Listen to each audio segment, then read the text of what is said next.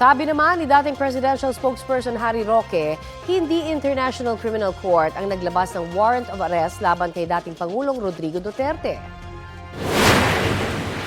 Ang report na umabot sa akin ay ang warrant of arrest daw ay dahil sa incitement of sedition at hindi po ito warrant of arrest galing sa ICC. But pag meron na talagang warrant of arrest, inaanunsyo naman po yan ng ICC at linalagay naman po yan sa kanilang webpage.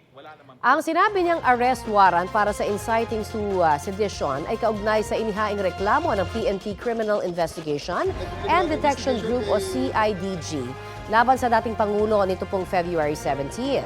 Kasunod po ito ng sinabi ng dating Pangulo na ipapapatay raw ang 15 senador para makapasok sa Senado ang kanyang sinusuportahang senatorial candidates. Hindi pa nagbibigay ng pahayag si Duterte kaugnay sa naturang reklamo. Pero nauna na niyang sinabi na handa siyang harapin ang mga isasampa laban sa kanya. Inaalam naman ni DOJ Prosecutor General Richard Padulyon kung tama ang impormasyong nakuha ni Roque.